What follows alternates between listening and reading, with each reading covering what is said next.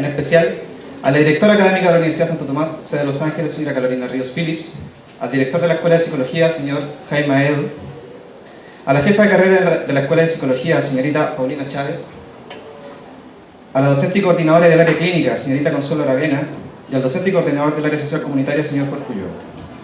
Docente de la carrera, alumnos e invitados. Saludos a todos los asistentes. A continuación, haré uso de la palabra al director de la Escuela de Psicología de la Universidad Santo Tomás, sede de Los Ángeles, señor Jaime Aedo Sarabia, que nos entregará un breve saludo.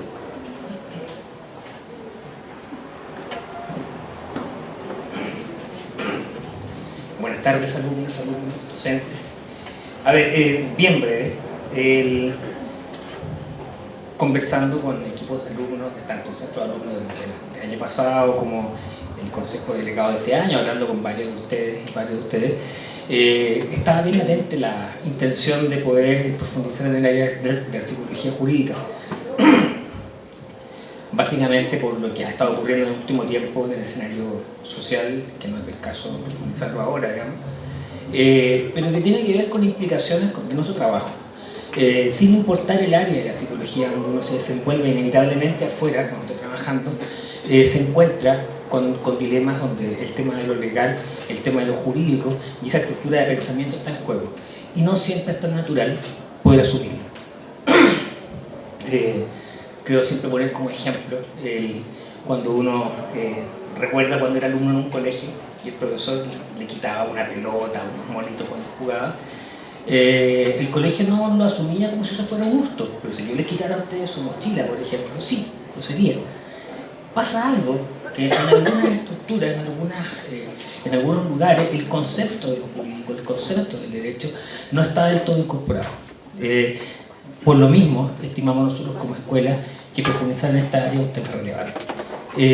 No quiero ir más allá en esta explicación, sino que darle la bienvenida a todos ustedes, gracias por venir, y Jorge presenta a nuestros expositores. Gracias.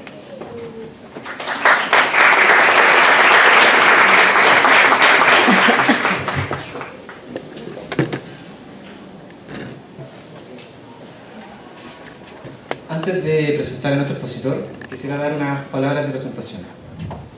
El señor Maffioletti es psicólogo de la Universidad de Portales, candidato a doctor en Psicología Jurídica por la Universidad de Buenos Aires, máster en Psicología Clínica, Legal y Forense de la Universidad Complutense de Madrid, diplomado en Métodos Cuantitativos para la Investigación Social de la Universidad de Portales y diplomado en Prevención del Delito de la Universidad de Chile. Además, el señor Maffioletti se ha desempeñado como subdirector de la Unidad Especializada en Delitos Sexuales y Violentos de la Fiscalía Nacional del Ministerio Público de Chile. Fue director de la Unidad Especializada en Responsabilidad Penal, Adolescente y Delitos Violentos de la Fiscalía Nacional del Ministerio Público. También fue profesional asesor de la División de Estudios, Gestión y Control de la Fiscalía Nacional del Ministerio Público de Chile, entre otros cargos relevantes. Actualmente, el señor Maffioletti es profesor e investigador de la Facultad de Psicología de la Universidad Diego Portales, presidente de la Fundación Instituto Chileno para el Estudio de la Violencia, miembro de la directiva de la Asociación Chilena de Psicología Jurídica y Forense, representante para Chile de la Asociación Latinoamericana de Psicología Jurídica y Forense, fundador y miembro del Comité Académico del Magíster en Psicología Jurídica y Forense de la Universidad Diego Portales, investigador, miembro de la Red Temática de Ciencias Forenses perteneciente a la Facultad de Medicina de la Universidad Nacional Autónoma de México, coordinador e investigador principal del equipo iberoamericano de Psicología del Instituto Iberoamericano de La Haya, con sede en Holanda, miembro del Comité de Ética de Investigación de la Facultad de Psicología de la Universidad Diego Portales, miembro activo de la Red Ibero-Latinoamericana de Investigación y Docencia en Salud Mental aplicada a los forenses. Brindemos para él un fuerte aplauso.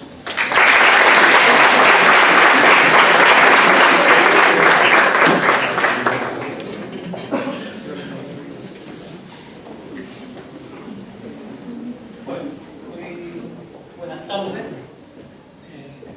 Gracias por venir. Espero que este tiempo que tenemos sea lo más provechoso para ustedes. Este día fue el Día de la Ciudad de Santiago, respondiendo a una invitación que me han formulado hace un tiempo y por la amistad, por los años, por el cariño además a la psicología jurídica. Con gusto recibí y acogí la invitación para poder compartir un par de horas hoy día con ustedes cuál es el estado de la situación actual de la psicología jurídica y forense en nuestro país y plantearles desde mi perspectiva cuáles son los retos a los cuales nos vemos sometidos desde esta disciplina.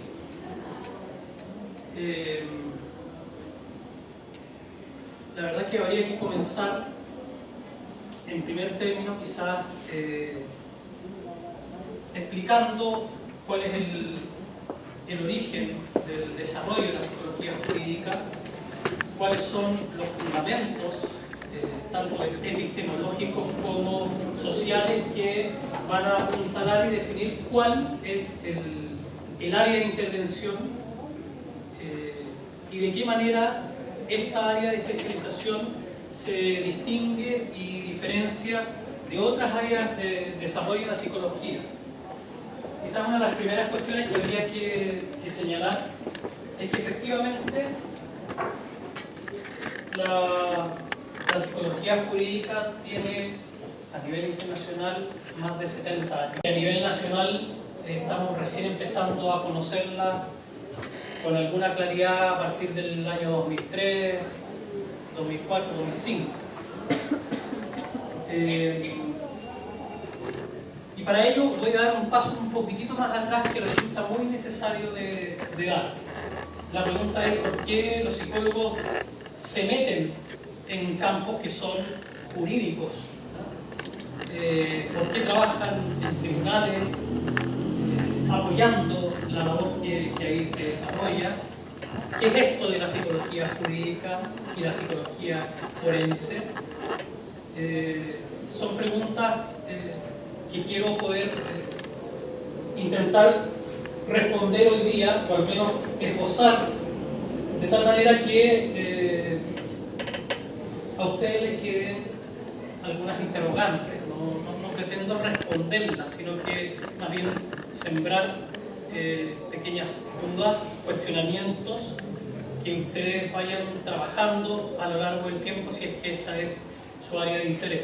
Así que si es que los voy a decepcionar, parto decepcionando de estos primeros 5 minutos diciéndoles que no voy a responder a sus inquietudes, sino que les voy a plantear sencillamente una visión respecto de un área del conocimiento y plantearles también que acepto de muy buena gana estas invitaciones. Cada vez que hay un congreso, viajo para aprender, para estar ahí con colegas de otros países y llevo 25 años haciendo clases en la universidad a partir del año 93, así que no puedo sino pensar que cuando, como dice el dicho, cuando uno enseña, dos aprenden. Y yo sigo aprendiendo en estos intercambios y me gustaría que al final pudiera haber también, quizás si se permite, un espacio para preguntas o algún tipo de reflexión que pueda surgir a partir de ustedes. Tengo varias preguntas que yo me he formulado cuando me imaginaba cuáles son las preguntas que pueden tener ustedes, ¿no? ¿Qué es la psicología jurídica? ¿Cuál es su historia? ¿Cuándo comienza en Chile como ejercicio? ¿Cuándo comienza en Chile como especialidad? ¿Cuáles son las subáreas? Y ahí voy a ofrecer una propuesta de definición de subáreas. ¿Cuáles son los campos de acción, las instituciones en las que trabajan? ¿Qué es lo que hacen en esas instituciones? Estoy dándome cuenta que es bastante ambicioso lo que les estoy planteando, pero espero por lo menos esbozarlo y que quede, como les decía, en la inquietud de ustedes en seguir profundizando en ello. Soy miembro de la Comisión de Ética del Colegio de Psicólogos, probablemente de los más jóvenes, así que imagínense ustedes, los otros amigos, las edades que tienen. Y ha habido un aumento explosivo en los últimos años de denuncias contra colegas que trabajan en esta área, haciendo peritaje, haciendo asesorías, etc. Y no es casual, porque es un área muy expuesta de la psicología, probablemente la más expuesta, y parece que a los colegas se les olvida un poquitillo que hay ciertos principios éticos, más allá de los principios disciplinares o técnicos, que debieran acompañar nuestro ejercicio profesional en el ámbito en el cual nosotros nos desarrollamos.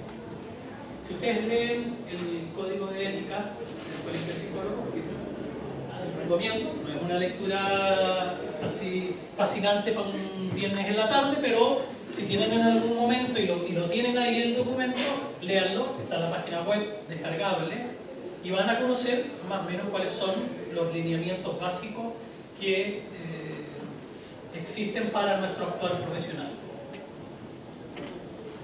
A modo muy general, y lineamientos principalmente en temáticas éticas.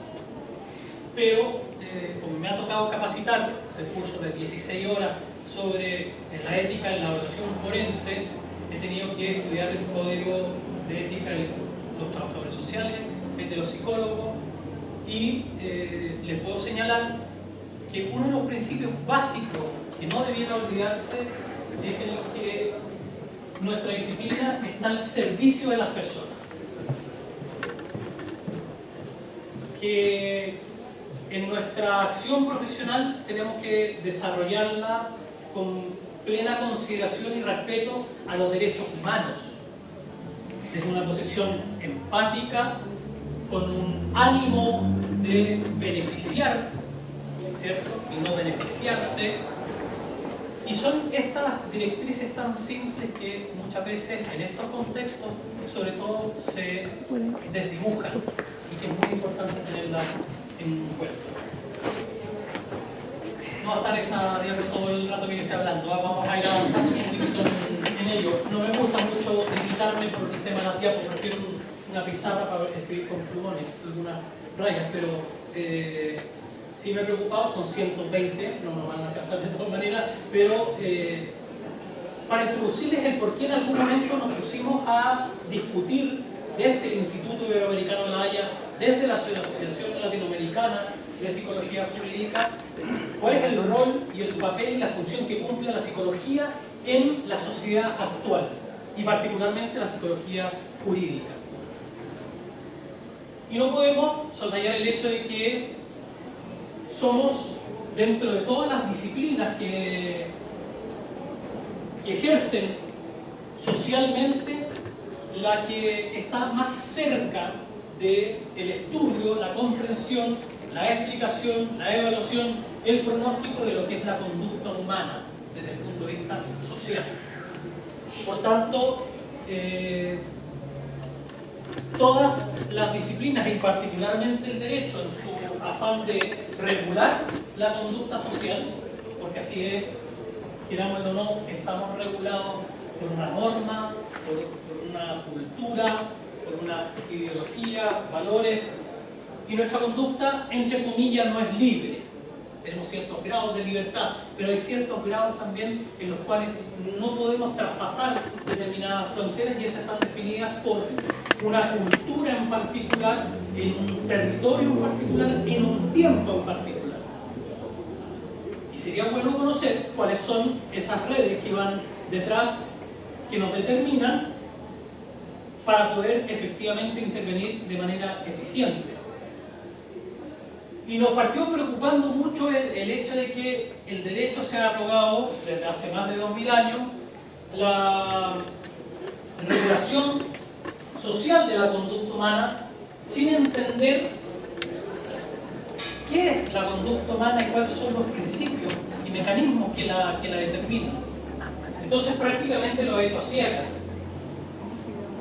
Y en eso, cuando se lo digo a los abogados, no les gusta mucho. Pero a esta altura tienen que reconocerlo. Los abogados hablan de motivación por la norma, hablan de motivación y tienen una idea de lo que es la motivación, que está muy lejana de la que tenemos nosotros. Hablan de los trastornos mentales, el artículo 10, número 1 del Código Penal habla del loco de mente, a no ser que haya actuado en un intervalo lúcido, o aquel que se encuentra privado de razón por causa ajena a su voluntad, para determinar quién es inimputable cuando comete un delito, o sea, no es responsable desde el punto de vista penal. Y en vez de decir el psicótico, habla del loco de mente, con conceptos que vienen del Código Penal chileno, el primer Código Penal chileno de 1874. Pero así ustedes comprenderán que el derecho en su afán de regular la conducta social, no puede sino meterse de lleno en la conducta de las personas. Y básicamente es un instrumento que dice: usted no haga esto, usted no haga esto otro, usted no haga esto otro, definiendo un mínimo de conductas que no podemos hacer para que se entienda, contrario al censo, que todas las otras las podemos hacer. Usted no puede matar, usted no puede violar, usted no puede privar de la libertad de desplazamiento a alguien, sino incurre en un delito de secuestro, por ejemplo, o sustracción de menor, si es menor de 18 años. Usted no puede adueñarse de un bien ajeno. Si usted tiene un teléfono móvil, alguien no puede cogerlo y llevárselo y ocuparlo, porque existe lo que se llama la propiedad privada. Y la persona, ese objeto, la mayoría de las veces, si no todas, tiene un dueño, ¿sí? Alguien que ejerce respecto de la cosa un dominio, que si usted interfiere en ese ámbito, está vulnerando un bien social que es el poder gozar y tener cosas que sean propias. No sé si me siguen en eso, ¿no? Suena mucho a propiedad privada y es un poquito odiosa esa idea, ¿no? Pero es así. Es odiosa cuando uno la va afuera, pero cuando alguien le quita el celular a la compañera y ella se priva de su celular, algunos de ustedes lo han asaltado alguna vez aquí. Un robo por sorpresa, un robo con violencia, intimidación, nunca. Afortunado. ¿Ah? Hay anualmente 1.800.000 delitos que se denuncian ante la Fiscalía, anualmente. Hay 22.540 delitos que se denunciaron, sexuales, que se denunciaron el año pasado, de los cuales un 70% afectan a niños. 19.000 delitos sexuales en 2017 que afectan a niños. 60 delitos diarios que afectan a niños, sexuales, solo sexuales. 150.000 al año de violencia intrafamiliar, 20.000 de droga, 350.000 de contra la propiedad, y así, eso me sigue. 55.000, 50.000 está bajando en los últimos años. Responsabilidad penal adolescente, adolescentes entre 14 y 18 años que cometen delitos penales, dada esta nueva ley del 2007. Por tanto, a diario nosotros vemos transgresiones de lo que son los bienes sociales, ¿no? La vida, el que atenta contra la vida es el que mata, ¿no? El que mataría a otro. Tenemos el homicidio, homicidio simple, homicidio calificado, homicidio en riña pelea y todos los homicidios vinculados al parentesco, que es el parricidio, el infanticidio, el femicidio, que hemos visto ya, creo que desde el sábado hasta hoy día, al menos 3 en Chile. Cuando los últimos 10 años han habido un promedio de 42 al año. Eso quiere decir un poco menos de un femicidio a la semana. Pero de viernes a hoy día ya tenemos 3. Hoy día a la mañana fue una mujer haitiana. Y los otros días otras mujeres, un mismo día en distintos lugares. Como la máxima expresión de la violencia, ya que estamos en el contexto, contra la mujer. ¿Sí? Y que es una violencia contra la mujer que está amparada desde el punto de vista del simbólico social también, cuando no se condenan determinadas conductas. Bueno, puedo derivar en eso, pero voy a tratar de yo mismo enredarme en lo que es la presentación. En algún momento nos preguntamos lo que se ha venido preguntando Aristóteles, lo que se ha venido preguntando en la Revolución Francesa, después de la salida de la Edad Media, muchos autores, que es cuál es el papel que nosotros jugamos en la definición de lo que es voy a hacerlo o no, pero soy yo. No eres tú, soy yo, sin música. Bueno, vamos a pasar.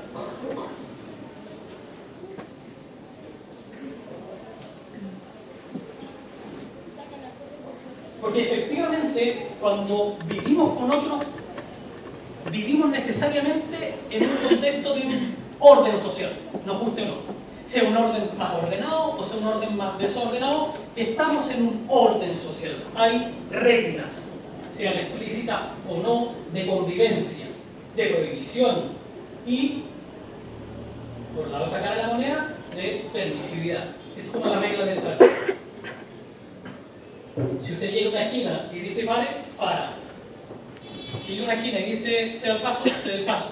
Si llega a una esquina y no dice nada, usted pasa. ¿Sí? Porque todo lo que no está prohibido está permitido.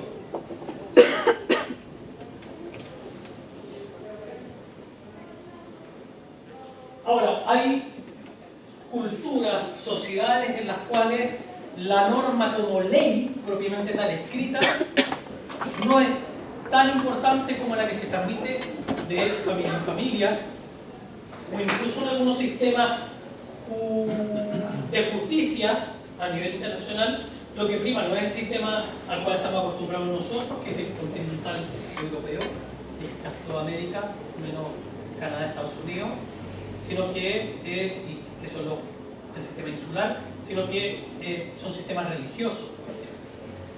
Hay ciertos principios, valores que están en relación a una deidad, a una religión, que determinan cómo deben ser las personas y cómo se deben comportar.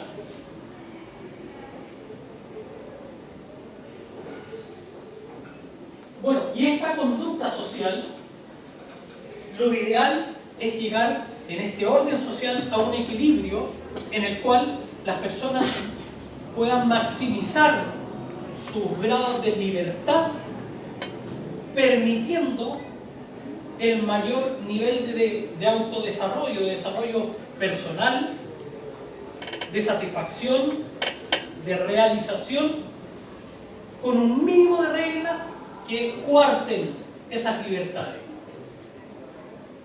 Ese es el equilibrio al cual Rousseau pretende llegar con el contrato social. Dice, tiene que haber algún sistema más o menos perfecto que nos permita generar una especie de sociedad ideal en este contrato social que todos nosotros firmamos y adscribimos día a día. Y eso es importante también que ustedes lo tengan claro. Ustedes sentados aquí lo están confirmando.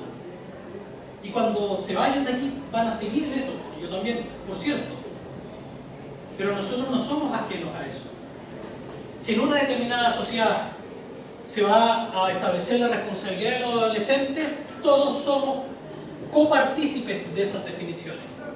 Si se va a aceptar el aborto bajo 3 causales o se lo va a aceptar libre, como acaba de definir hace 2 días atrás Irlanda, uno de los países más católicos del mundo, libre hasta una determinada cantidad de semanas, que entiendo que son 12, ¿cierto? Que más o menos los 3 meses, más o menos la idea de el paso de el embrión a feto, o no sé si feto o embrión, el embrión a feto, ¿no? Siempre se me confunden esos dos estados. Digamos, hasta que sea como persona, ¿no? Por algo está ese cambio. Para el católico, para el religioso, va a ser persona a la medida que el espermatozoide entra y fecunda y se produce la primera división de la célula. Pero eso ya es preguntarse dónde empieza la vida, etc. Pero incluso, si nos preguntáramos dónde empieza la vida, podríamos por convencionalismo social decir, mira, podemos matar a los niños hasta los 2 años, por ejemplo. Sé que no les gusta la idea, no lo estoy proponiendo.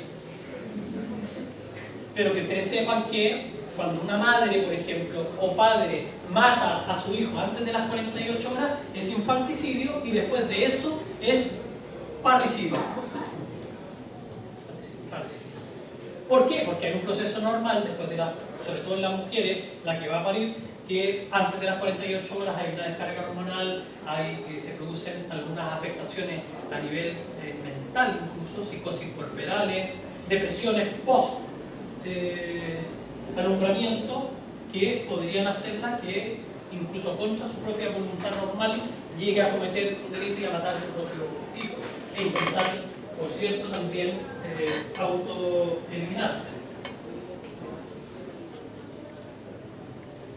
Está bonito los tres, pero me está Entonces, todo lo que hay desde el punto de vista social, familiar, es conducta humana. ¿Y quiénes son los expertos en conducta humana? Yo siempre digo, los psicólogos. Los psiquiatras, pero más los psicólogos, y esto se lo digo en la academia judicial a los jueces, ¿cierto? Y cuando hay psiquiatras también, porque lo que nosotros estudiamos y los conocimientos que tenemos no los tiene nadie. Por ahí de repente aparece un coach ontológico, ¿ah?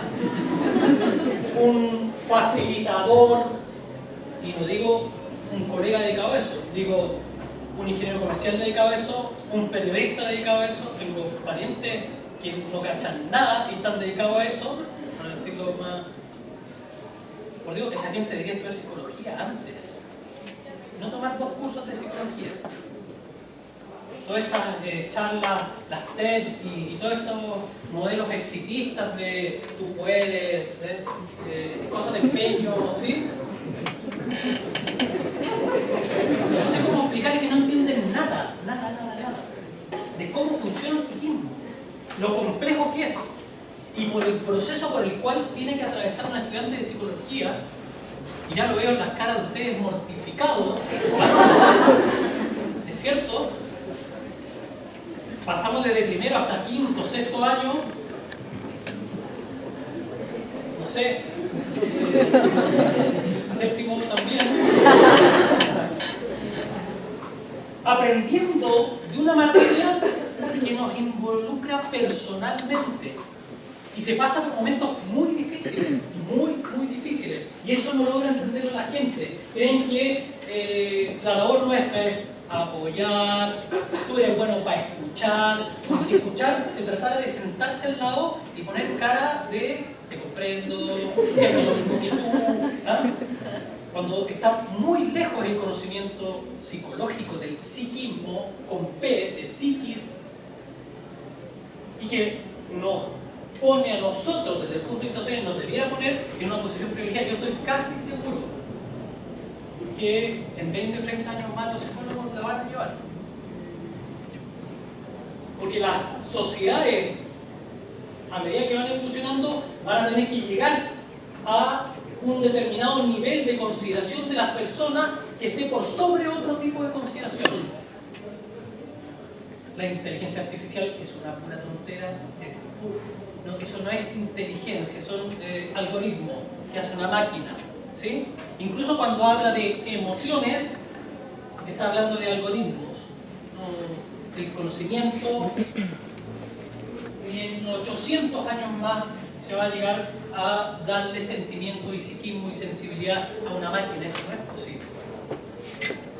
Esto se lo digo para que valoricemos nuestra disciplina y nos paremos de igual a igual frente a los abogados, a los médicos, a los psiquiatras, a los ingenieros civiles, porque yo creo que nosotros, ¿dónde están las fallas? Si es que se pueden llegar a determinar. Por tanto, nosotros estamos fuertemente llamados a aportar en este ámbito de manera muy activa.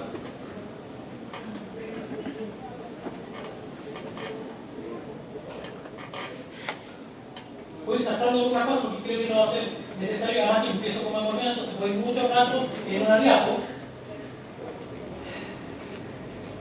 En todo caso, le voy a dejar la presentación también para que la compartan si es que a alguien le parece interesante. Lo único, bueno, en esta diapo, no sé si alcanza a ver con la luz, pero acá hay unas figuras, ¿no? Si cierran un poquitito los ojos, si se achinan, ¿sí? ¿Los ven?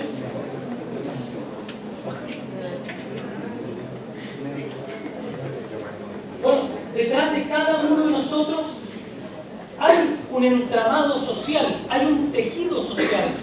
Y este concepto es ampliamente utilizado por la psicología social hace 20, 30, 40 años.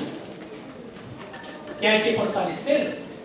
Los europeos hace 20, 30 años también están, por lo menos hace 15, que me tocó asistir, preocupados de mejorar la educación, la gobernabilidad, la justicia y toda la cohesión social en América Latina, porque nos ven desde el punto de vista más paternalista, pero son elementos muy importantes para generar sociedades que estén bien construidas, que satisfagan las necesidades de las personas,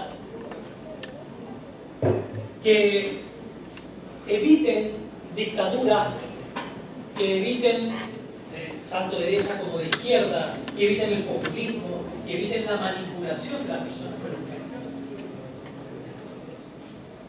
Me leí el contacto social después de muchos años, he empezado ya, y yo creo que eso prueba que estoy un poco más viejo, a leer algunos clásicos. Leí el libro de Maquiavelo y me doy cuenta que Maquiavelo no era malo. En serio, él estaba describiendo, se llama El Príncipe, el libro, pero se lo dedica al mecenas de esa época, que era la familia de los Médicis, ¿sí? Entonces le dice a ellos, y lo dice en el prólogo del libro, dice, no tengo gran fortuna para agasajarlo a usted como tienen otros reyes que le traen oro y otras cosas, pero sí puedo hacerle una descripción del arte de gobernar, porque está vinculado a esto, ¿no? De qué manera se lleva adelante una estructura social, con qué arte se la saca adelante, se la ejecuta. Y él describía, yo creo que con alguna ironía, el cómo eran de déspotas la figura de los príncipes. Y establece que se podía heredar, se podía llegar a eso, y él parece como una persona maquiavélica, ¿cierto? Pero en realidad creo que tiene harto arte e ironía lo que él le plantea a los Medici de esa época, criticando la forma en que conducían la sociedad. También estoy leyendo La política de Aristóteles, ya me fui así como, no sé qué me pasó en realidad. Pero en este estudio tuvimos que darle un sustento, y eso fue lo que nos indicaron.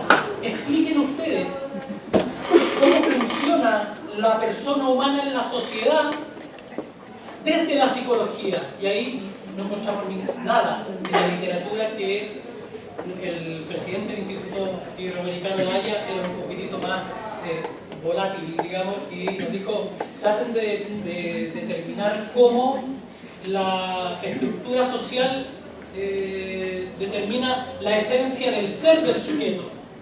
Y nosotros dijimos que somos psicólogos, eso es como más filosofía, pero vamos a trabajar y empezamos a recuperar información desde Freud, por ejemplo, este texto maravilloso, El malestar en la cultura, que es de la época de los últimos años de Freud, nace en 1856, empieza en 1895 los estudios sobre la histeria con Breuer, y ahí todo un largo camino de 40 a 45 años hasta su muerte el año 39, en los cuales los últimos textos ya no son tan de casos únicos como Dora, Anao, El hombre en los lobos, El hombre en las ratas, Schleber, sino que ya meta artículos donde explica el porqué de la religión, en El porvenir de una ilusión, y explica cómo es el sujeto, el ser humano individual en un contexto de cultura.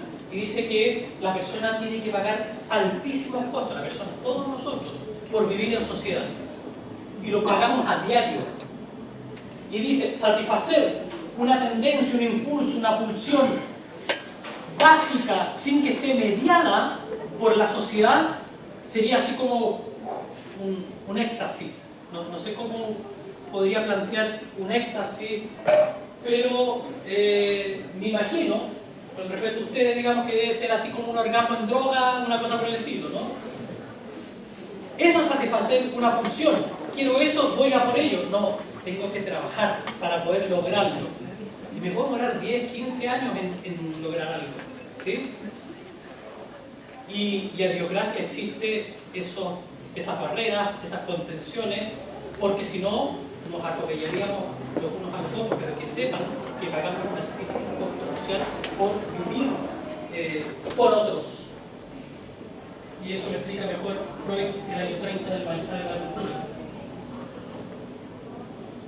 Y esta insatisfacción no tiene que ver solo con la pulsión sexual, sino que con la pulsión también tanática, agresiva, y que para no dividirlas en dos, con todas las satisfacciones que nosotros tenemos. Incluso llega a decir, comprendemos mejor que los hombres difícilmente se sientan religiosos dentro de ella. No quiere decir que Freud es un tipo que vaya a que todos logren y se satisfagan y así una especie de orgía global, no. Sino que él dice, tenemos que vivir en sociedad, tenemos que hacer este sacrificio. Bueno, y Rousseau ya lo decía en 1762, mucho antes de Freud, que el hombre ha nacido libre, sin embargo vive en todas partes, entre cadenas, y ahí él se empieza a preguntar y dice, bueno, ¿qué le pasa al ser humano cuando vive en sociedad? Y esto es importante entender, que este contrato social, y es lo que les decía hace un momento acá, es un acuerdo que firmamos todos y lo ratificamos día a día con la sociedad, y si no, nos rebelamos.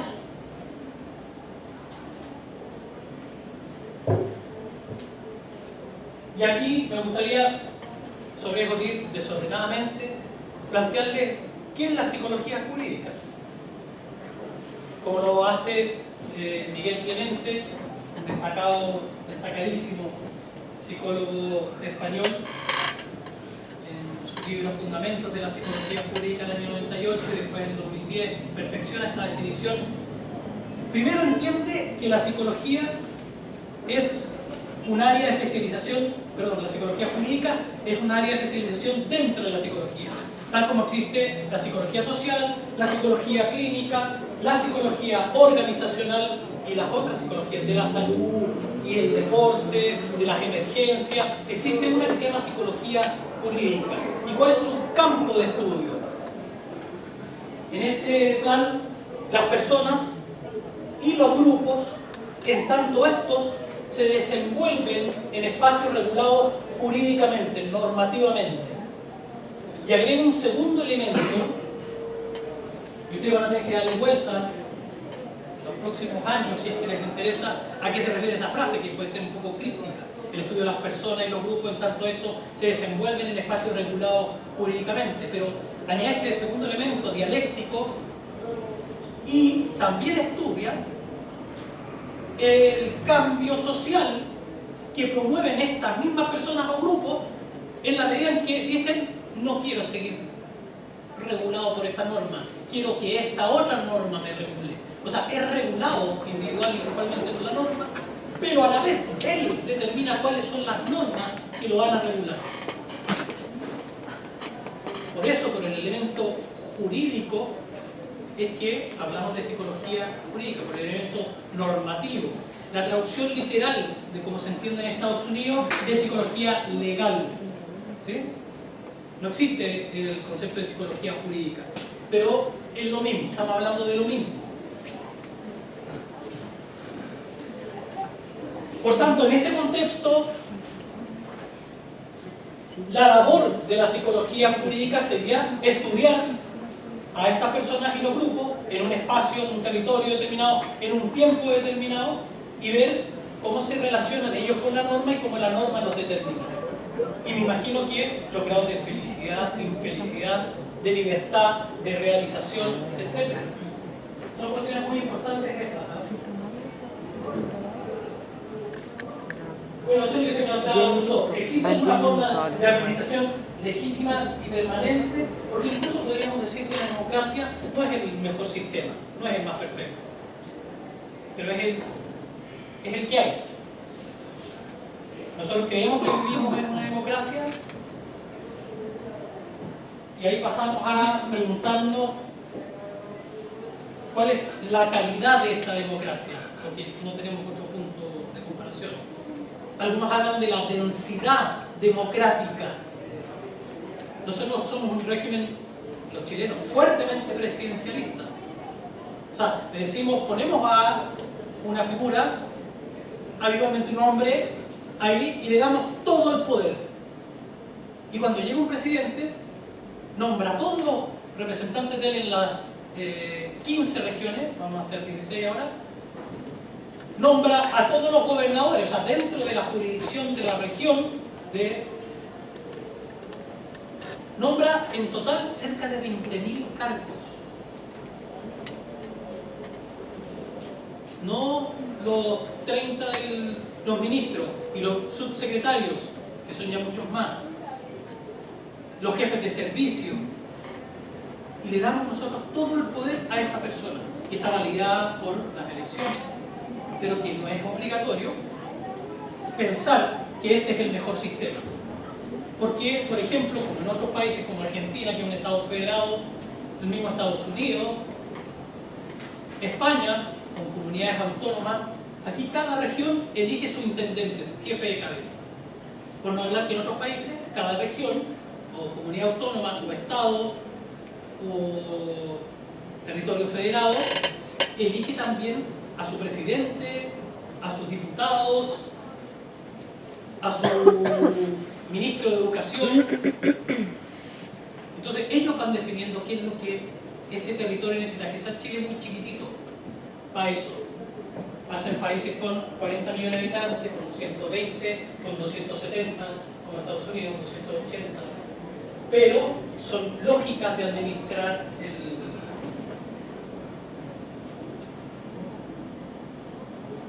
Y de alguna forma, muy relacionado con esto, entra la noción de justicia. Porque la justicia nos viene a hablar de la medida en que estas reglas del juego o esta norma social efectivamente tiene el mismo costo para todos. Y viene a legitimar. Ustedes van al artículo 1 de la Constitución chilena, y en general de la mayoría de los países, los hombres nacen libres e iguales ante la ley. Y ahí partimos mal. Porque de verdad es una bonita idea, pero no somos iguales. Si usted tiene algunos gramos de marihuana en el bolsillo y lo para un carabinero, no va a tener el mismo tratamiento que si lo tiene una persona que no es universitario, que vive en una población. No lo va a tener.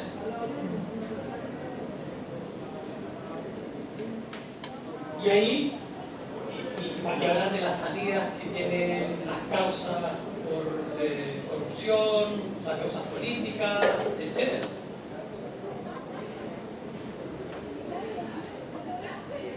Por tanto, nosotros debiéramos aportar a esto.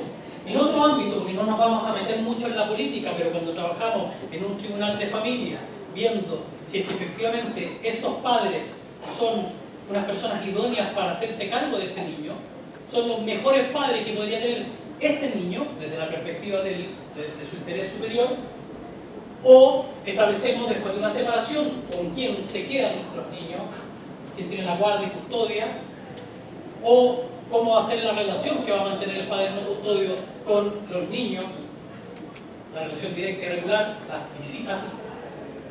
Y en todo eso nosotros aportamos desde nuestra disciplina para intentar que el sistema de justicia opere con mejores y más antecedentes que le permitan tomar una mejor decisión en pos de las personas.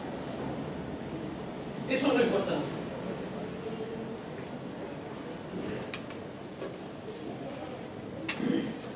Y en ese sentido, la norma social efectivamente puede ser comprendida como el reflejo del sentir de los individuos que forman parte de una determinada sociedad.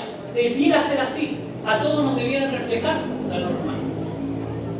De hecho, las normas cuando se crean tienen una cierta pretensión de que no sean validadas por el hecho de ser normas, sino que porque ustedes comulguen con ellas. Apuntan a la motivación por la norma. O sea, que tú digas, efectivamente esa norma me refleja. Yo soy de la idea de que no hay que matar a otro. Yo soy de la idea que no hay que robar. ¿Sí? Como esos mitos que de las tablas de la ley y se hacen un cuerpo hoy día, ¿no?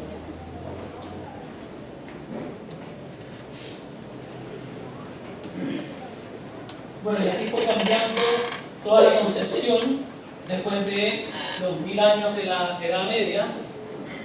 Después de 1500 empieza a surgir el iluminismo, empiezan a surgir los grandes pensadores, la reflexión crítica respecto a las formas de gobierno, y empezamos una nueva era que explota en la Revolución Francesa como uno de los elementos que esos 20 o 30 años llevaron a los países a reformularse cuestiones como hoy día, por ejemplo, el Me Too de hace 4, 5, 6 meses atrás y los movimientos feministas hoy día están removiendo las bases de un sistema que está un poco anquilosado, que es machista, que es arbitrario, que hace que en definitiva no seamos todos iguales ante la ley, ¿sí?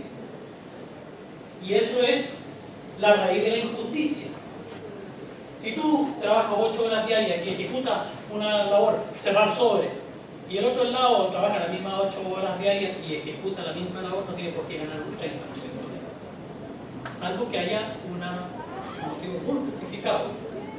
Pero cuando siempre, independiente de los motivos, tenemos un grupo que son las mujeres que están bajo esa lógica, eso no es bueno para ellas, pero tampoco es bueno para los hombres.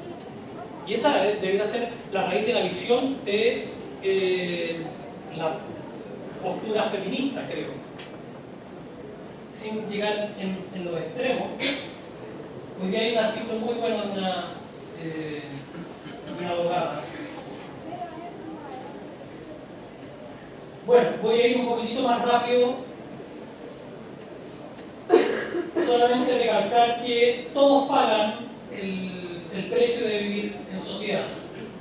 Y cuando hay desigualdad, injusticia, fiscalidad, privilegios de muchos sobre pocos, se genera una sensación de perjuicio, de ser vulnerado, de que la sociedad en la cual se vive no es justa.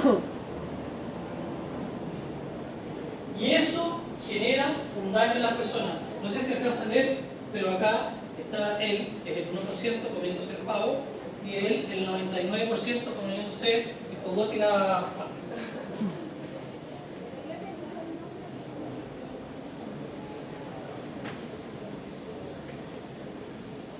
Y bueno, y todo esto se vehiculiza y ventila en el sistema de justicia. Y ahí vamos entrando al sistema de justicia, en la medida en que es un sistema formal que lo que hace es conocer y tramitar todos aquellos conflictos que no se pudieron resolver a instancias previas entre las partes.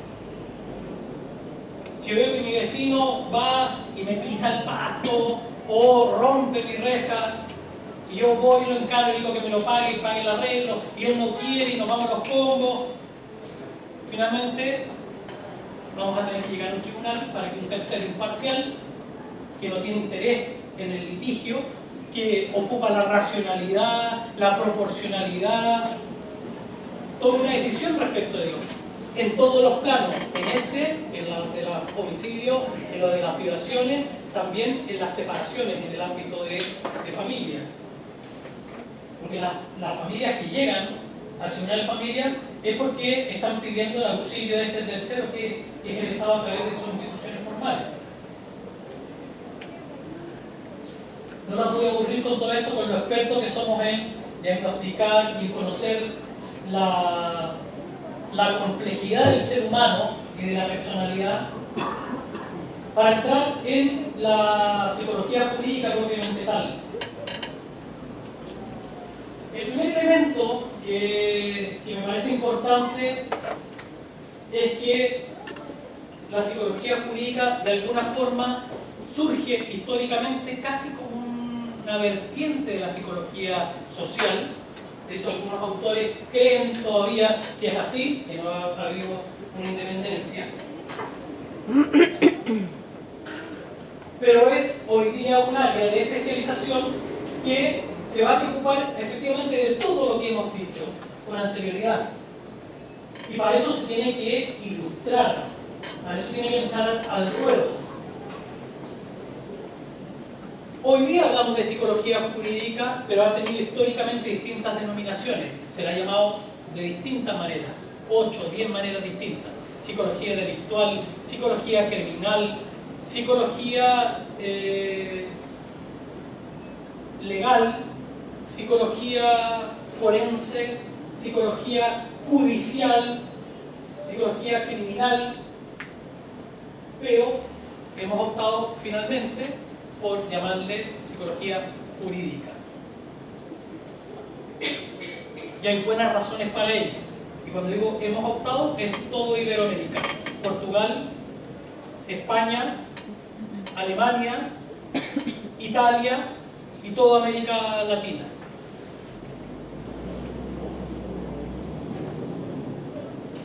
No os voy a aburrir con esto, pero en este sistema de justicia y en esta toma de decisiones sociales, ya desde principios de 1900, más bien fines de 1800, se le empieza a pedir a psicólogos que aporten con sus especiales conocimientos en algún tipo de causas o de casos que se ventilaban en los tribunales de justicia. En el ámbito civil, de los choques, las indemnizaciones, para que dieran cuenta de cuáles son los tiempos de reacción de un sujeto, cuál es la calidad del testimonio de alguien, si alguien dijo que presenció un delito, cómo sabemos que está mintiendo o no, cómo sabemos si distorsionó involuntariamente, si le creemos o no, etc. 1896, 1911, en Estados Unidos. No voy a aburrirlos con todas esas cosas, pero efectivamente en el ámbito académico y científico también se empieza a estudiar la personalidad del delincuente, y eso como una tradición de la criminología de principios de 1900, la francesa, la italiana, la lombrosiana, en donde se intentó. Al principio, la víctima no existía a principios de 1900. Lo que existía era el hecho y el autor del hecho, porque eso es lo que define los códigos, ¿no? El que mate a otro, el otro da lo mismo, el que mate. Entonces hay que acreditar quién mató y hay que acreditar quién mató para poder inculpar al sujeto y sancionarlo. Y en ese empeño, Lombroso y otros empezaron a medir los cráneos, a ver si tenían los lóbulos de la oreja, si tenían más salidos los pómulos, si tenían el mentón cuadrado, si tenían los brazos un poquitito más largos, para intentar a partir de esos elementos reconocer aspectos de la personalidad del sujeto. Los factores sociales que favorecen una cultura criminal, los procesos de victimización y sus consecuencias, el estudio científico del testimonio, la influencia de los trastornos mentales y la conducta criminal, el efecto de la vida intrapenitenciaria dentro de las cárceles en la calidad de vida de sus internos y en su futuro. Y aquí no les voy a aburrir. 1853, 1853 empieza con el estudio del delincuente, la fisiopatología del delito, 1882, hasta que llegamos a 1932, que es el primer gran hito a nivel internacional, en donde Emilio Mirey López publica en España Manual de Psicología Jurídica. Y él ya hacía clase hace 2 años atrás, no sé si el 28 o el 30, hacía clase en la Universidad de Barcelona sobre psicología jurídica. Ustedes se preguntarán qué pasó. Después llegó la Guerra Civil el 36 hasta el 39, después la dictadura de Franco, 39 años, y murió la psicología jurídica y la psicología en general, y la ciencia, la sociología, la filosofía y todas las que van contra los sistemas autoritarios, ciencias sociales, murieron durante 40 años para renacer el 76. Y el 80 aparecen de nuevo y resurgen las primeras las voces que ponen arriba del tapete lo que es la psicología jurídica. Estos son elementos históricos que les van a servir a ustedes. La APA, la Asociación Psicológica Americana, en el año 67 crea la sección del Departamento de Psicología Jurídica, que creo que es el 41, es el Departamento 41 de la Asociación Psicológica Americana, dedicada específicamente a la psicología jurídica o psicología legal. En el año 80 se crea la sección de Psicología Jurídica del Colegio Oficial de Psicólogos de España. En Argentina, en Uruguay, la Asociación Iberoamericana de Psicología Jurídica nace en el 93, pero tiene su primer congreso internacional en el 95. Yo fui secretario general de esta asociación en estos 3 periodos. El año 2000 se crea la Asociación Latinoamericana de Psicología Jurídica, y ustedes lo pueden revisar en www.psicologiajurídica.org, que hay textos para bajar, hay seminarios, hay congresos virtuales a los cuales ustedes pueden asistir desde sus hogares, y hay congresos presenciales. Este año es en República Dominicana. El año pasado fue en Argentina, fuimos un grupo de 22 colegas acá chilenos. La Asociación Chilena de Psicología Jurídica se fundó en 2003, y fíjense ustedes, en base a un requerimiento que le hizo el Parlamento, el Congreso, le pregunta al Colegio de Psicólogos: queremos su opinión respecto de la ley que crea los tribunales de familia.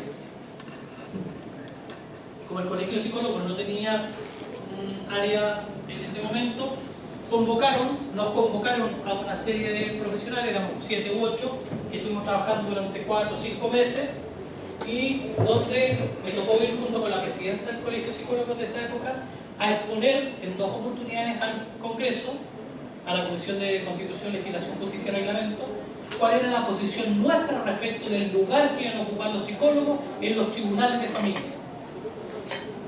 Íbamos, la verdad, que con una propuesta más gremialista y arriba los psicólogos que técnica, ¿sí? Pero estábamos recién comenzando. Y cuando se acabó esa ida a presentar, dijimos: bueno, ¿qué hacemos? Hagamos una agrupación y dediquemos a estos temas, y creamos la Asociación Chilena de Psicología Jurídica, que está viva y vigente hasta el día de hoy.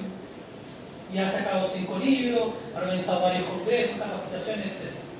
Con esto no me voy a aburrir, porque era como estaba definido en el año 80 la psicología jurídica en España, que yo quiero hacerles a ustedes una propuesta distinta en base a lo que es la realidad chilena. La psicología jurídica penitenciaria, todo lo que hace dentro de la cárcel, qué se hace con la víctima.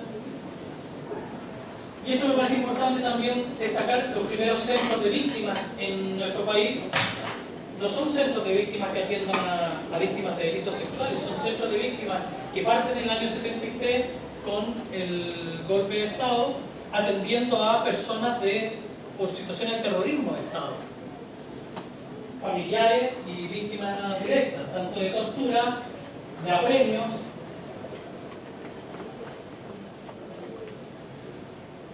Y en Chile, para cerrar este punto, el año 42 empieza toda la lógica de, más que tener encerrado en la prisión a un sujeto, hay que tratarlo. Después va a ser un poco tarde. En el 87 se funda el CABA, Centro de Atención a Víctimas de Atentados Sexuales, dentro de la PDI. El año 94, la Unidad de Atención a Víctimas de Delitos Violentos de la Corporación de Asistencia Judicial. El año 99 en realidad empiezan a operar el 2000 las unidades regionales de atención a víctimas y testigos, las CURAVIT, que hay 18 en el país, y donde hay psicólogos de todas ellas, y por ahí en algún momento psicólogos que han estado a cargo de estas unidades. El año 2003 la Asociación Chilena de Psicología Jurídica, el Laboratorio de Psicología Forense de Carabineros en 2004, el ingreso de los consejeros técnicos, los tribunales de familia en 2005, y la implementación de un programa de asistencia a víctimas en el Ministerio del Interior, hoy día en la Subsecretaría de Seguridad Pública, y van más de 53 centros de víctimas del Ministerio del Interior a lo largo del país. Postítulo en Criminología del año 91 a nivel académico, la Cátedra de Psicología Jurídica en la Chile, el Diplomado en Psicología Jurídica en la Portal del 2003, etcétera, etcétera. Magísteres hoy día, afortunadamente, y muchos otros diplomados. Bueno, estas eran las 8 áreas que planteaba de qué se trata la psicología jurídica, a qué áreas aborda. Esto es lo que decía el colegio, y lo dice el Colegio de Psicólogos de España. Nosotros tenemos una propuesta mejor que esta, humildemente. Son 4 competencias más otras 4. Pero nosotros dijimos, acá no hay mediación, acá vamos a sumar investigación con otra, prevención social no hay casi nada, y nos hemos demorado varios años en hacerlo. Partimos de nuevo desde lo que les decía originalmente. Está la psicología como la ciencia madre, y están todas las otras áreas de especialización, y nosotros agregamos ahí la psicología jurídica. y empezarlas bajo esta definición que les di. Les voy a dar un par de otras definiciones más para que vean cómo lo entienden otros autores. Está la psicología jurídica forense, o psicología forense, pero es jurídica forense, porque viene de la jurídica, no viene directamente desde acá. Si viniera directamente desde acá se llamaría psicología forense. Pero al pasar por aquí se llama psicología jurídica forense, pero el nombre es un poco largo, ¿sí? Pero es una subespecialidad de la psicología jurídica. Ya vamos a explicar cada una de ellas. La psicología jurídica penitenciaria, la psicología jurídica victimológica y la psicología jurídica académica de investigación docencia. Son 4 áreas para un área de especialización que es la psicología jurídica. Y creo que voy a tener que ir apurando un poco el paso, ¿cierto? Porque se van de repente algunos y no me gusta que se vaya desgranando el choclo. Bueno, ese es Emilio Virilofe. No los voy a aburrir con este caballero, pero plantea el año 32 que la psicología jurídica es la psicología aplicada al mejor ejercicio del derecho. Vamos a seguir con definiciones un poco más actuales de Miguel Clemente, que ya se las di, con otras definiciones de otros autores, el Colegio de Psicólogos de España. Fíjense ustedes, su objeto de estudio es el comportamiento de los actores jurídicos en el ámbito del derecho, la ley y la justicia. A mi juicio están un poquitito perdidos homologando todo eso. No es una buena definición, pero sí nos lleva un poquitito al campo, ¿no? El año 2005 definimos como la psicología jurídica como un área aplicada de la psicología, dedicada al estudio, evaluación, explicación, tratamiento de los fenómenos que involucran a los sujetos en relación a la ley.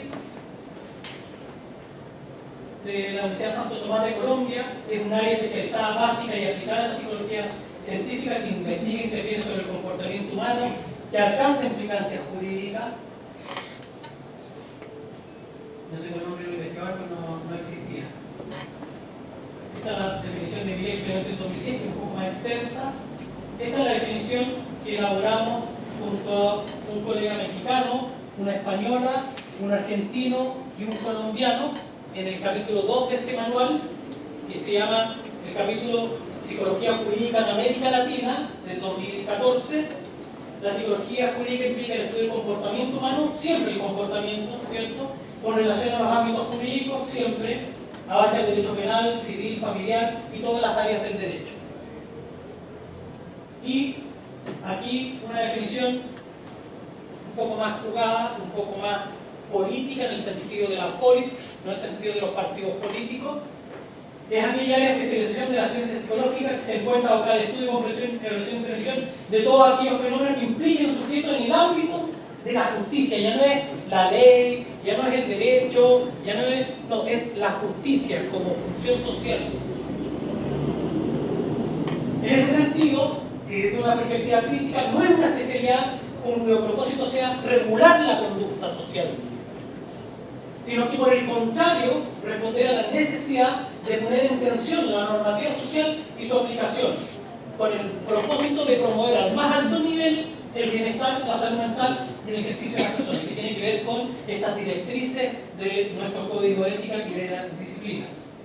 Por ello, la psicología jurídica puede y debe interrogar determinadas órdenes, jerarquías o funciones sociales en la medida que afecten los bienes sociales de las personas, y en tanto especialidad de la ciencia psicológica debe ser coherente con el pleno respeto de los derechos humanos, de la libertad y la dignidad de las personas. Mafioletti Contreras, 2017. Por eso me parece más completa, porque dice yo. A veces me critico, y a veces no estoy de acuerdo con lo que pienso, como dice Carlos Caselli. Por último, o por penúltimo, para ir teniendo más o menos una idea del esfuerzo que han hecho distintos autores en distintos países a lo largo de los años, han habido esfuerzos también por decir, bueno, ¿cuál es la relación que tenemos con el derecho como disciplina? Y Muñoz Sabaté, que es psicólogo y abogado, muchos psicólogos y abogados han aportado mucho al desarrollo de este corpus teórico, porque parece que los psicólogos se dedican más a la aplicación, a la psicología forense, al hacer, y los que están ahí entre las dos disciplinas tratan de establecer este puente entre la psicología y el derecho.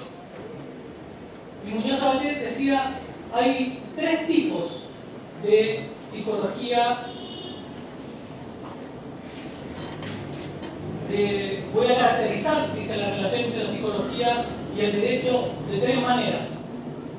Y él habla de la psicología del derecho, de la psicología en el derecho y la psicología para el derecho. Y él explica cada una de ellas.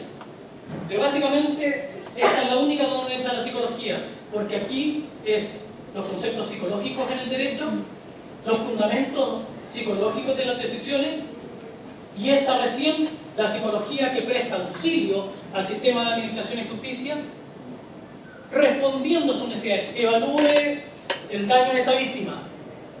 Esa psicología para el derecho, y por eso nosotros decimos que es psicología forense. ¿Por qué forense? Porque es la psicología que va al foro, a ese espacio público que viene desde la época de los romanos, en lo cual se litiga, se discute entre las partes que están en conflicto, y hay un tercero imparcial, que en este caso es un juez, que dirime la controversia. Eso es el foro, un espacio público abierto de la sociedad, de la comunidad. Y explica cada una de las psicologías en el derecho. Y nosotros propusimos, Mafioletti Contreras, en el 2013, yo muchos años haciendo clases de psicología jurídica del 2013, siempre decía, bueno, son las 3 que se le ocurrieron a Muñoz Sabaté, si a alguno de ustedes se le ocurre alguna, me escribe. Bueno, resulta que 10 años después fuimos nosotros estableciendo en un artículo, en una investigación teórica, cuál es el objeto de estudio del derecho, cuál es el objeto de estudio de la psicología, cuál es el método del derecho, cuál es el método de la psicología, cuál es el fin de la psicología. Y llegamos a un punto de conjunción en el cual dijimos, ¿por qué hablar de la psicología en el derecho, del derecho, para el derecho, no hablar de la psicología con el derecho? Y ahí acuñamos esta 4ª categoría, que se agrega a las 3 anteriores, como una forma de entender, porque ese mismo año empezamos la cátedra de Psicología y Justicia, que nos dijeron, no hagan una cátedra de Psicología Jurídica, sino que vayan más atrás y traten de, en una cátedra introductoria, relacionar la psicología con la justicia, como se hacía con otras cátedras, la psicología con la salud, ¿no? Psicología de la salud, para después llegar a ese paso de la psicología jurídica. Porque entendemos que el rol es complementario, porque nos necesitan y nosotros los necesitamos a ellos, en tanto tienen esta estructura y estos principios que vienen desde hace más de 2000 años. En eso nosotros tenemos bastante menos edad, ¿sí? 1789, Bund, el Laboratorio de Psicología Experimental en Leipzig, 1879. Muy bien. O sea, cuando tú no estabas esto, el otro estaba ya en los 8. Bueno, entonces estas son las áreas, ¿no? La psicología en el derecho, la psicología del derecho, para el derecho y con el derecho. Y con esto ya me voy acercando al final. Este es el dibujo, el esquema que hemos ido trabajando Mafioletti, Contreras y Coligny desde el 2013 hasta la fecha, en donde estas 4 áreas de especialización tratamos de vincularlas con estas funciones, tratamos de vincularlas con esas acciones y tratamos de vincularlas con esas instituciones. El mono final es muy complejo porque en psicología jurídica forense se hace evaluación. En penitenciaria se hace evaluación de los internos cuando ingresan, cuando egresan, cuando optan a medida, pero también se hace investigación con ellos, también se hace una inserción social, también se hacen, se promueven modificaciones legales en la psicología jurídica victimológica, se hace docencia respecto de ella, reparación respecto de ella, también se evalúa a las víctimas. Por tanto, era difícil de cruzar este mono. Y después decíamos, a esto en general, la evaluación en el contexto forense le llamamos peritaje, pero la evaluación en el contexto penitenciario, si es un informe presentencial, sería una especie de peritaje, pero si es un informe para beneficios, por ejemplo, podría ser una evaluación diagnóstica, etcétera, etcétera. Instituciones en las cuales operan los psicólogos jurídicos o jurídicos forenses, jurídicos penitenciarios, en ambas policías, en la red Sename, en todos los planes y programas, que sería muy largo de entrar en ello, en Gendarmería, en Defensoría, en el Ministerio de la Mujer, ya no el CERNAM, también está CERNAM, en el Ministerio Público, en las unidades de víctimas, en el médico legal, en la unidad de víctimas y también en las unidades de análisis criminal hoy en día, junto con otros profesionales. Tratamos de hacer este cuadro y con este no coincidía mucho, como que finalmente terminamos juntando estos dos. Pero hemos estado trabajando y preguntándonos, y yo creo que ese es el ejercicio más importante, el hecho de que nos hemos cuestionado qué es esto, a qué apunta, a qué tiene que responder, cuál es el mejor diseño dentro de nuestra realidad nacional que nos permita responder a las necesidades. Bueno, y ahí, como le digo, van a tenerlo, pero ya definida el área de la psicología jurídica forense, una subespecialidad abocada a dar respuesta a las preguntas psicolegales provenientes del sistema de justicia en todos los fueros, en ámbito de familia, en ámbito penal, en ámbito civil y en ámbito laboral. También en ámbito eclesiástico hay colegas que llevan 10 años haciendo informes periciales para tribunales eclesiásticos en divorcios y etc. La penitenciaria, ¿qué más está decir? Es la más clara y evidente. En todas las cárceles de Chile hay psicólogos y en la Dirección Nacional de Gendarmería también los hay. Hay planes y programas, hay modelos de Andrés Ponta y otros que se les aplican a estos sujetos. Ojalá intervención diferenciada por delito. No es lo mismo trabajar con un homicida en reparación que trabajar con un delincuente económico o un delincuente sexual. Y a eso debiéramos llegar. Idealmente, otros países han llegado a eso. Todo el tema con las víctimas es amplísimo. Y hay, como les decía, muchísimos centros. 18 unidades de víctimas en la Fiscalía, 50 y tantos centros de víctimas en el Ministerio del Interior, otros cuantos de la Corporación de Asistencia Judicial, de las policías cada vez más en regiones. Y finalmente, en la área académica hay que hacer investigación en esta área, hay que hacer capacitación, hay que hacer docencia, y en eso se les hace clase a los jueces, a los consejeros técnicos, a las policías, a los defensores, a los fiscales, de todas las materias de evolutiva, de procesos que pasa la víctima, cómo se evalúa el daño, por qué se evalúa el daño, qué implica eso, evaluación de credibilidad del testimonio, evaluación de control de impulso, y toda la explicación de los planes de intervención, todo lo que se puede tratar de transmitir a otras disciplinas para que conozcan mejor y de manera más acabada cuál es nuestra intervención en estos ámbitos. Y bueno, y ahí está un poco el desglose de las instituciones.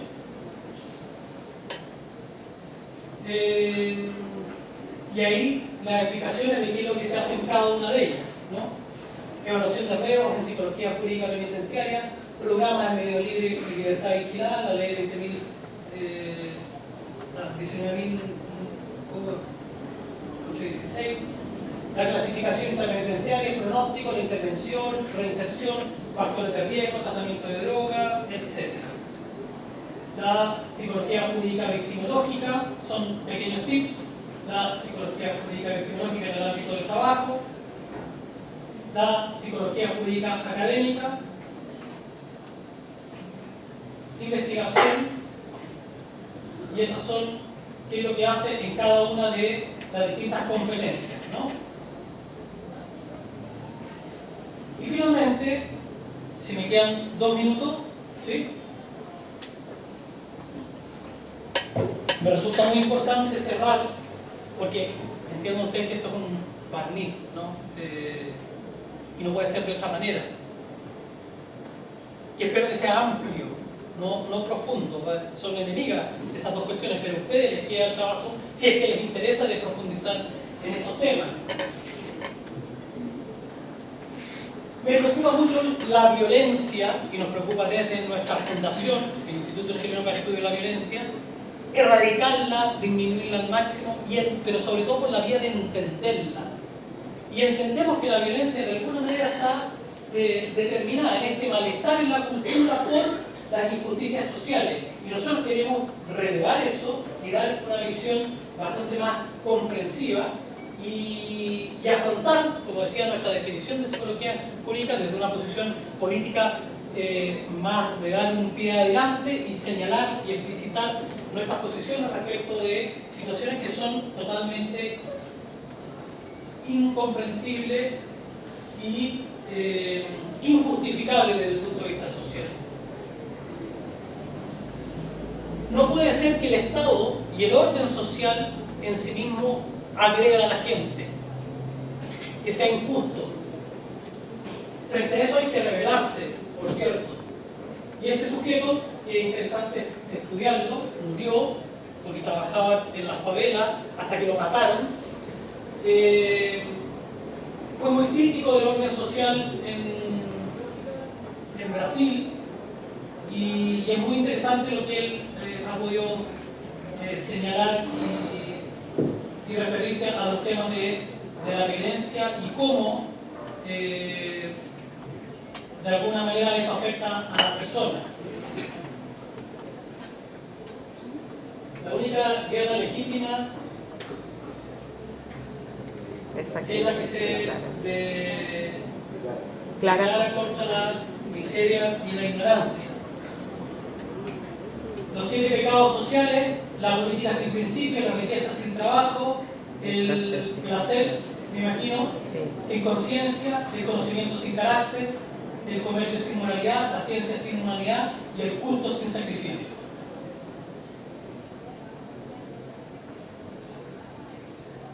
Fíjense ustedes que son frases, yo no soy guevarista ni nada por el estilo, ¿eh?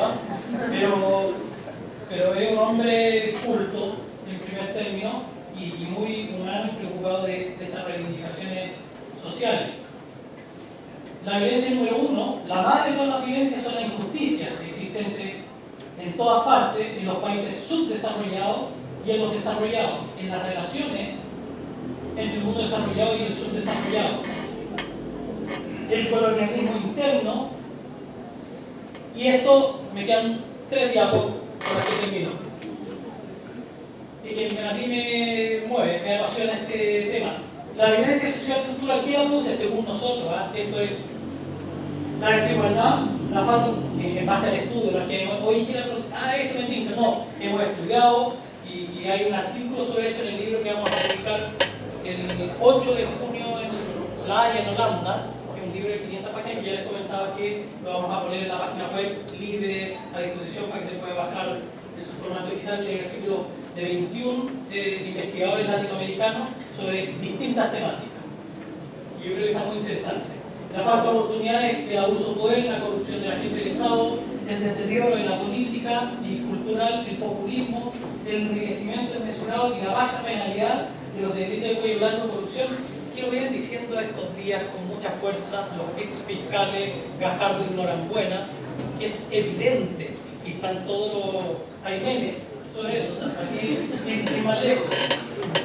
Pongamos un ejemplo, en realidad vámonos al otro.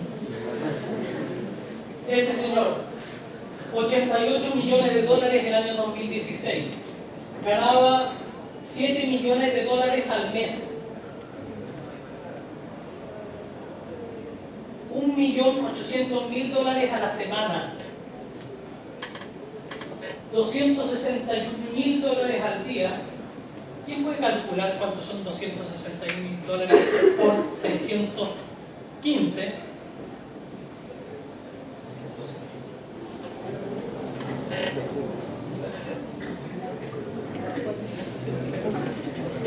Y un aproximado. 160 millones.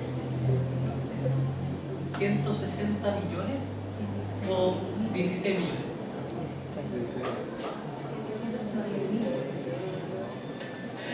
160 millones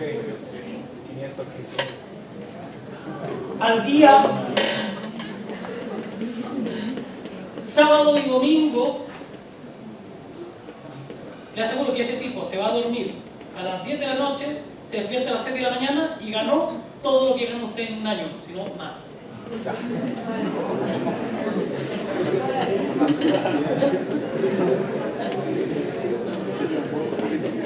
¿Se dan cuenta la normalidad que hay en esto? Y la Comunidad Europea está tomando cartas en el asunto y está empezando a establecer regulaciones para limitar esto, porque eso no puede ser.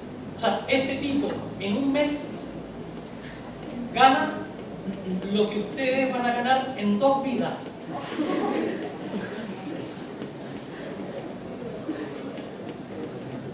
Si es que les va bien.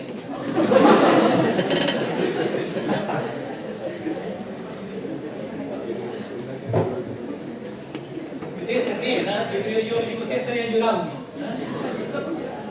Sí, están llorando por dentro, muy bien. ¿Cuánto gana un trabajador? $36 al día, ¿cuánto es? 18 lucas. 20 lucas. 22 lucas.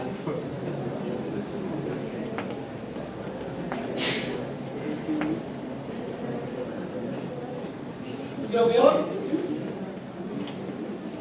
es que es bonito, lo pasa bien, es un crack, tiene autos, casas, mujeres. Bueno, muchos. Y sin esfuerzo, ¿eh? Estoy de acuerdo que es un caso único, los hay pocos, pero cada vez son más los que llegan a ganar esas posibilidades. Pasa con las farmacias y las ganancias, las ISAPRE. Yo no quiero aquí sacar las molotov y alentarlo a ustedes, pero efectivamente hay que... Es que no puede ser que la ISAPRE tomen decisiones de cobrarnos más cuando ya ganaron 180 millones de dólares solo las ganancias, o sea, lo que le quedó de todo el gasto operativo, lo que le sobró, por decirlo de alguna manera. Y uno se pregunta y dice, ¿y por qué no distribuyen esa ganancia después de llenarse los bolsillos? En bajar los planes, por ejemplo, en fin. ¿Qué es lo que nosotros proponemos? Disminuir a límites razonables y éticos la desigualdad social, que en realidad es un objetivo bastante poco idealista. Porque es decir, claro, que siga habiendo desigualdad, no es que se acabe, que siga habiendo, pero que no sea tanta. ¿Ah? Es como el chileno, así como en la medida de lo posible, con un poco a medio, ¿no? Generar mecanismos que propicien igualdad de oportunidades, concursos públicos transparentes, sin nepotismo, etc., sin viajes a otros países pagados por el Estado, crear sistemas de control y contrapeso para limitar el uso de poder, que es lo que les decía de la densidad democrática, ¿no? Si quieren surgir como región, van a tener que tener su propia cabeza, y no una cabeza impuesta desde Santiago, que va a ser el que legítimamente apele y responda a ustedes y a sus necesidades. Y eso le ha pasado a Antofagasta y a otras regiones mineras ricas durante años, que han aportado y se han quedado pobres de ellas. Detectar y disminuir la corrupción de agentes del Estado, denunciarla, aumentar la participación ciudadana, y eso ya tiene que ver con cada uno de ustedes, desenmascarar el populismo, limitar y restringir los criterios razonables y justos del enriquecimiento desmesurado, aumentar la penalidad de los delitos de cuello blanco, de corrupción, entre otras. Porque hay muchos desafíos que podemos nosotros hacer desde la psicología jurídica. Hoy día tenemos oportunidades, y esta es la... con esto termino, que tenemos oportunidades extraordinarias respecto de temas a los cuales nos tenemos que pronunciar, o debemos pronunciar. Tenemos las situaciones de... No podemos quedar nosotros indiferentes frente a una mujer que es violada, por ejemplo, y obligada a que tenga que llegar a parir.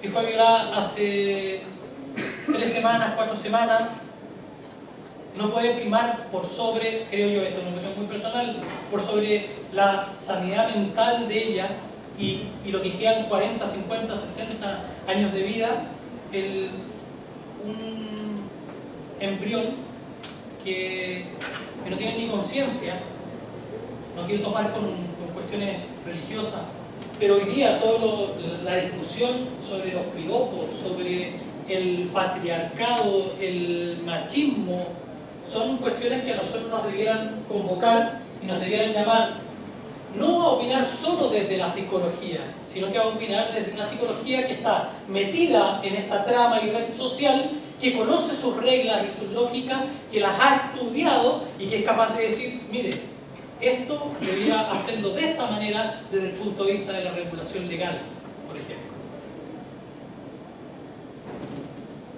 En el tema de las entrevistas videograbadas, hoy día se las va a, cuando entrevistan a una víctima, se lo va a guardar en la fiscalía y no se le va a mostrar y compartir como el resto de la carpeta investigativa a nadie más. Y si la contraparte, el ofensor con su abogado, el imputado, quiere verla, va a ir a la fiscalía y lo va a poder ver, pero no se va a poder llevar registro ni grabar, porque eso sería peligroso. Esa idea fue puesta por mí y me la atribuyo en la discusión parlamentaria a través de la que es hoy día la defensora de la niñez, que es Patricia Muñoz, y lo hicimos en un debate en la Facultad de Psicología, donde estaba ella, alguien del Ministerio Interior, alguien del Ministerio de Justicia, y debatimos respecto de eso. ¿Quién debiera entrevistar a los niños, niñas y adolescentes victimizados? Un psicólogo. No se le ocurra poner un fiscal, no se le ocurra poner un policía, ni siquiera los jueces.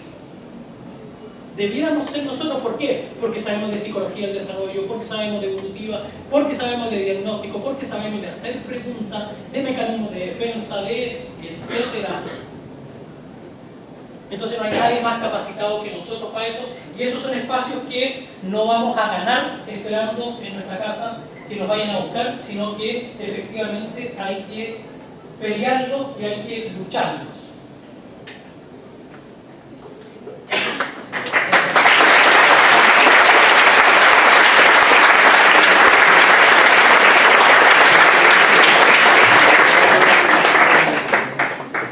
No, terminamos. No, breve paso para la pregunta. Abrimos. Voy a hacer un disclaimer, como dicen los gringos. Yo a este gallo lo conozco de antes. Voy a dejarlo. Más de ahora lleno. Compañero de la universidad. En un siglo anterior a este. ¿Consultas?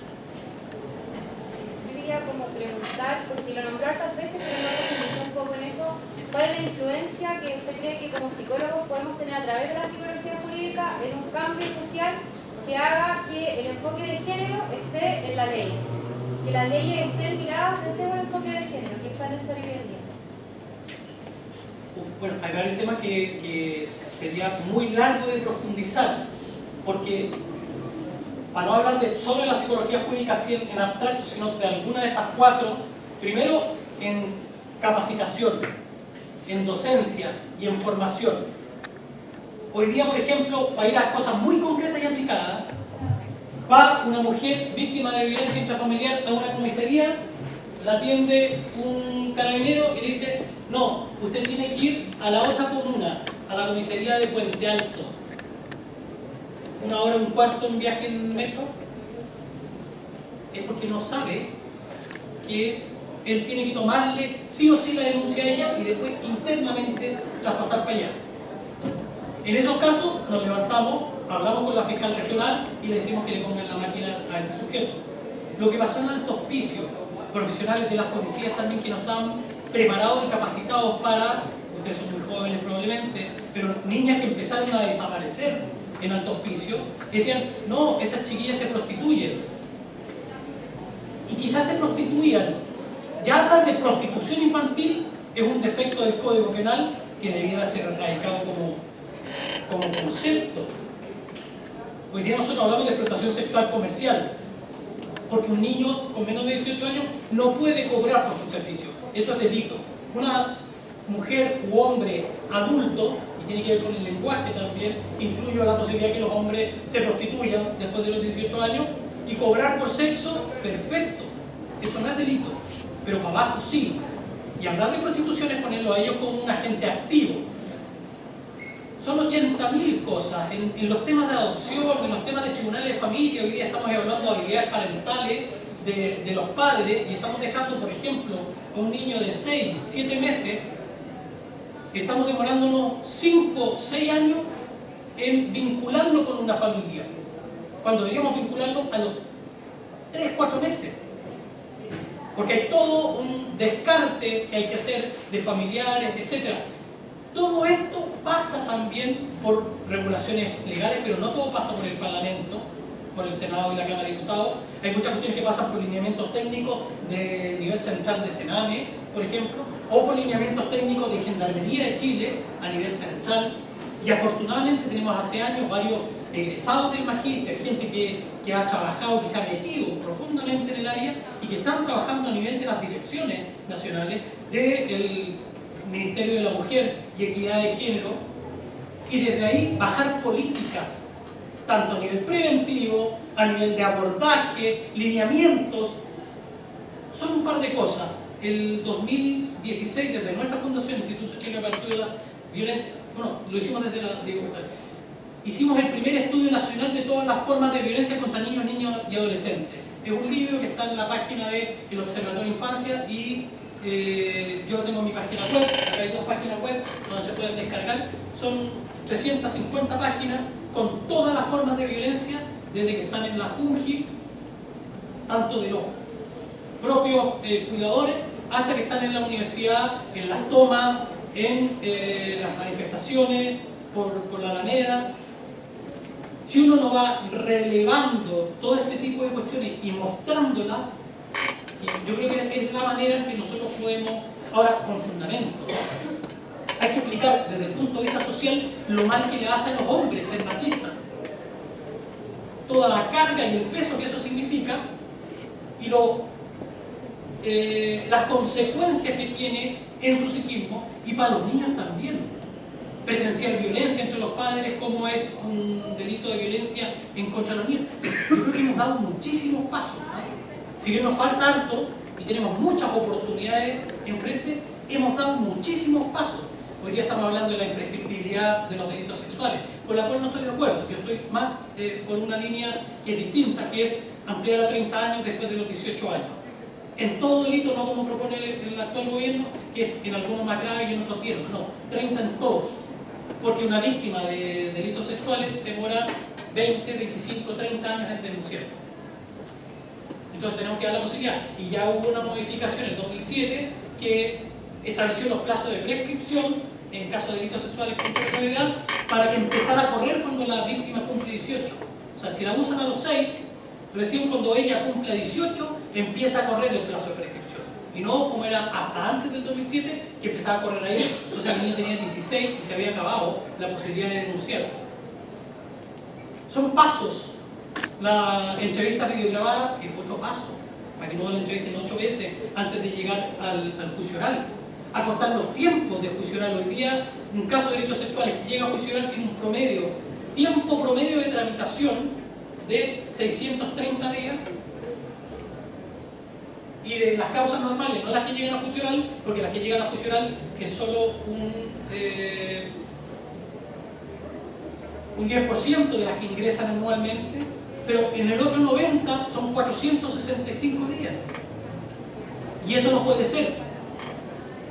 Hay un montón de cuestiones en todo ámbito, el tratamiento que tienen que recibir los internos para reinsertarse después socialmente, la intermediación laboral. En España las cárceles tienen empresas que se han montado dentro de ellas y los tipos trabajan desde las 9 de la mañana hasta las 4 de la tarde y se ganan sus lucas y se las mandan a la familia y les quitan un colchón para que después cuando salgan de la cárcel no tengan que robar, tengan ahí y le hacen vínculo y salen con un oficio, que estudien, pero es que es una...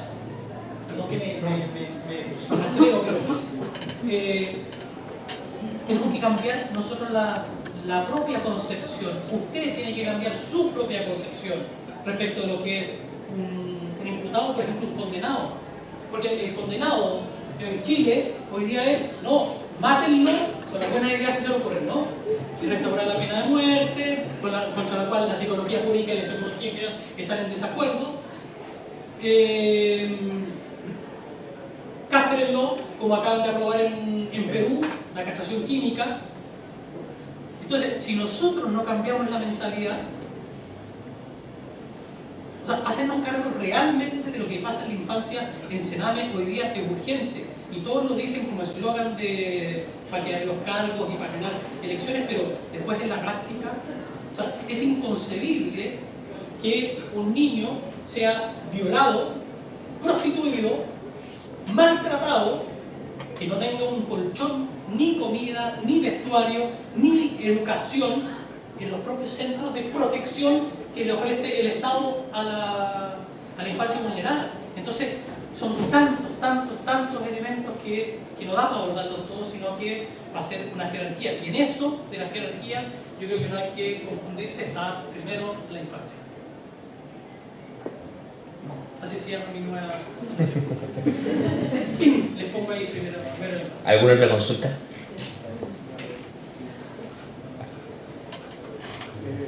Con respecto a lo que leí en la diapositiva, que se da todo énfasis en la conducta, en el comportamiento, ¿qué importancia tiene la emoción de la persona, obviamente, no como delincuente, como dice ahí, en la psicología jurídica, o la historia evolutiva, o todas las desigualdades sociales, como la hemos visto que la también en la diapositiva?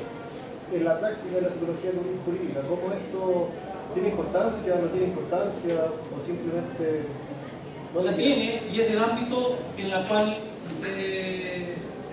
es casi de los pocos ámbitos en el sistema de justicia que releva estos aspectos y que tiene un background y un conocimiento que le permite relevarlo de una manera adecuada.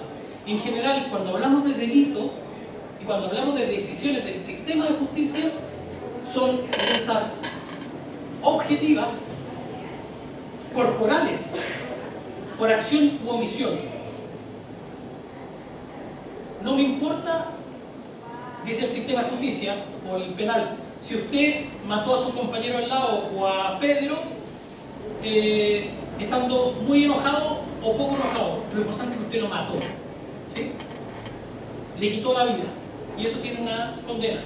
Ahora, dentro del sistema del derecho, que lo hemos estudiado bastante, hay muchos elementos que hablan de esa subjetividad o de la emoción. Por ejemplo, hay algunas circunstancias en las cuales si usted llega a cometer un homicidio y lo hace bajo arrebato u obcecación, usted no es responsable criminalmente. Se va para casa, es libre. Si está loco de mente o psicótico, que es mi tesis doctoral, yo lo hice en eso, para entender a qué se referían y cómo fallaban.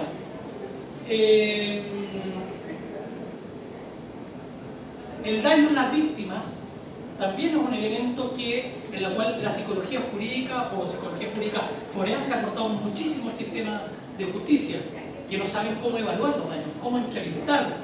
En el ámbito civil y laboral, el daño moral, por ejemplo, es algo que no está claro hace siglos cómo evaluarlo. Y hay algunos esfuerzos de psicólogos que están en eso, tratando de investigar un poquitito o sea, si bien el mundo de la justicia y sobre todo el del aparato judicial, la justicia como abstracto, como bien, y el aparato judicial como los tribunales, se centran en lo objetivo y en la conducta manifiesta, hay muchos elementos también de la subjetividad que consideran que no tienen bien cómo considerarlo y ponderarlo y que nosotros vamos a prestar auxilio. La idea de lo que estamos proponiendo en esta psicología con el derecho es que no le estemos prestando auxilio siempre, sino que nos digan, oye, esto lo hacemos entre los dos. Pero eso son peleas. ¿Y para usted es significativo realmente abordar la subjetividad o quedarse con la conducta, por así decirlo, que el asesino? A ver, es que la respuesta es evidente, no podemos sino decir que sí, y que se ve en distintos ámbitos. Por ejemplo, cuando un sujeto es condenado a 10 años y un día, usted ya va a trabajar con él, con su subjetividad. Ya lo que fue su conducta constitutiva de delito quedó atrás. Eso ya se sancionó, se probó que cometió una conducta típica, antijurídica, culpable. Por tanto, es responsable criminalmente, va para adentro. Ahora viene todo el trabajo que vamos a hacer nosotros con esa persona. Con las víctimas, los procesos de reparación, básicamente tienen que ver con procesos emocionales, pero no solamente emocionales como podría ser un psicólogo clínico, y eso es importante hacer las distinciones. Son procesos que ha estudiado la victimología, como disciplina que surge en los años 70, casi al amparo de la criminología, y que la psicología jurídica victimológica lo toma. Tú cuando empiezas a atender una víctima de delitos sexuales, por ejemplo, tú ya tienes un conocimiento sobre cuáles son las dinámicas, sabes son los puntos sobre los cuales tienes que entrar, sabes cuáles son las respuestas esperables, y tienes una modalidad de abordaje que es bastante más comprensible, vas con ventaja de alguna manera, ¿sí? Por eso trato de hacer siempre una distinción entre lo que podría ser un psicólogo jurídico, victimológico, y lo que podría ser un psicólogo clínico. ¿Alguna pregunta? Al principio mencionó que la psicología jurídica tenía detrás una epistemología, y también mencionó que esta es una de las que más se acerca al entendimiento de la conducta humana. Sí. Quisiera saber qué epistemología está detrás y qué papel tiene al momento de ver si un criminal es imputable o no por un crimen, y ver si en caso de no ser imputado o recibir una condena, una vez terminada esta no va a reincidir, si realmente puede haber un tratamiento. ¿De qué manera políticamente se comprende esa situación? A ver, probablemente, si es que podemos hablar en poco tiempo de estas cosas tan importantes que usted ha mencionado, la epistemología que hay detrás es la visión psicológica de los fenómenos sociales, individuales y grupales, con conocimiento del mundo del derecho. Yo, para poder conversar con jueces, con fiscales, con defensores, lo que tengo que hacer es leerme el Código Penal y estudiármelo, el procesal penal. Cuando uno es perito, y yo le digo habitualmente a los peritos, usted le mandan a una víctima y le dicen evalúela, usted la evalúa, una víctima de delitos sexuales, y muchos peritos no tienen ni idea cuál es el tipo penal, el delito del cual están, y eso es tremendamente relevante para el sistema, para que su peritaje tenga algún sentido y algún valor dentro de ese modelo. Meternos en el tema de la imputabilidad es un tema largo de los trastornos mentales, pero en términos generales, los sujetos con psicosis, al momento de la comisión del delito, no son responsables criminalmente. Hay distintos motivos para estar psicótico al momento del delito. Incluso usted podría consumir algún tipo de drogas o alcohol para envalentonarse y ir a matar al amante de su polola, ¿sí? Si usted llega a hacer eso, usted estaría loco, psicótico al momento del delito, que es algo que hay que evaluar, pero usted se habría producido intencionalmente esa situación para ponerse en un escenario de inimputabilidad. Por tanto, sería de todas maneras usted alguien responsable para el sistema penal. ¿Qué es lo que le quiero decir? Todos estos conceptos de la psicosis, del consumo de drogas, de las afectaciones personales, nos llegan a determinar y obligar que el sistema tome decisiones. Tienen que ser abordadas de una manera comprensiva. Los psicóticos tienden a cometer pocos delitos. Cuando los cometen son muy llamativos, son escandalosos, ¿no? Y hay algunos que se van con medidas de seguridad, cuando son peligrosos, no van a la cárcel, sino que van a un centro especializado, un hospital psiquiátrico forense, por un determinado tiempo, con límite, y hay otros que se van para la casa. Y el que se va para la casa es el que no es peligroso, pero que si comete un delito, puede ser un homicidio, estando psicótico. Porque ese sujeto, la base de la imputación de responsabilidad, o de que usted es responsable criminalmente de los delitos que puede cometer, es la libertad que tiene usted y la comprensión que tiene para actuar en su actuar diario. Y ahí también la psicología jurídica aporta, y la psicología en general, porque todas las leyes están hechas para el sujeto medio, ¿cierto? Para el sujeto normal. Y hay excepciones a estas leyes cuando se está frente a los trastornos, y nosotros somos los que tenemos que estar ahí para poder evaluarlo y transmitirle al mundo judicial en un lenguaje jurídico qué es lo que se entiende desde este otro lado. No sé si puedo responderle en poco tiempo lo que usted me plantea, pero por lo menos es un esbozo. Últimamente. ¿Existen instancias que puedan atender a los victimarios de una mirada más clínica, tal vez, exceptuando la psicosis, dado que en el sistema en el que nos encontramos, una persona que comete un delito, pensamos en cómo podemos castigarlo? Pero cuando se cumple su condena, ya, está bien, se busca la forma de reinsertarlo en la sociedad, pero tal vez de trabajar su propia patología, su psicopatología, porque una persona que comete un delito no está psicológicamente. Se los trata, o se los debiera tratar teóricamente en todos los lugares donde cumplen condena, intramuro, en cárceles. Y también hay otras modalidades cuando la pena es inferior a 5 años y un día y mayor a 3 años.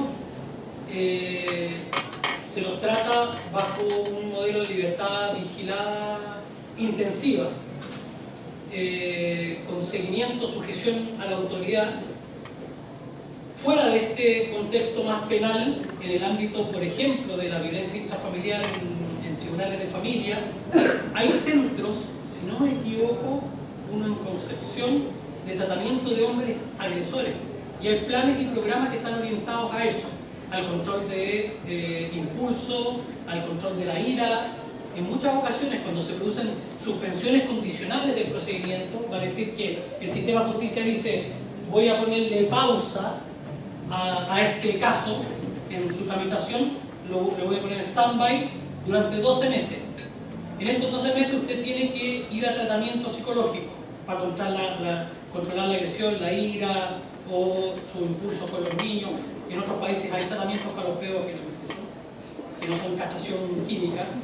Y si después de los 12 meses usted cumplió bien y hay un informe favorable, volvemos a este punto y desechamos la causa, como si no hubiera existido. Esas son posibilidades que tiene el sistema también para propiciar que las personas que tienen trastorno haya un abordaje desde el modelo de justicia en la cual propicie la readaptación social, porque es negocio redondo. Más que castigar, la readaptación social está enfocada no solamente a propiciar una buena condición para el sujeto que cometió delito, sino que evitar futuros delitos, la reincidencia. Y le voy a contar solo una pequeña anécdota. Hicimos un estudio, porque todo esto hay que investigarlo, una tesis del magíster que investigó qué era más efectivo, si el tratamiento que proponía el Ministerio del Interior con un modelo de Andrews y Conta canadiense de intervención con estos sujetos, o los testigos Jehová, como eran hermanos, ¿no? Los evangélicos. Y el resultado de la tesis, con una metodología científica, llegó a determinar que los hermanos evangélicos hacían que disminuyeran bastante más la reincidencia en estos grupos. Fue escandaloso para el Ministerio del Interior y nos taponearon y nos dificultaron que eso saliera a la luz. Por otra serie de motivos, porque ellos habían propiciado la muestra, etc. Pero este tipo de cuestiones nosotros tenemos que poder investigarlas desde nuestra área para efectivamente después poder ir con propiedad a este ámbito de la justicia y decir: esto es así, de acuerdo a lo que nosotros hemos estudiado. Y para eso hay que aprender el idioma de ellos. Espero haberle respondido. Un aplauso para...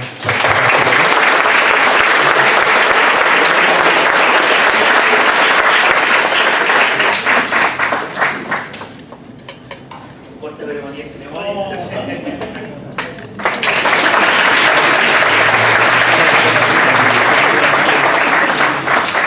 Gracias a ustedes, que les vaya muy bien. Ya, sí,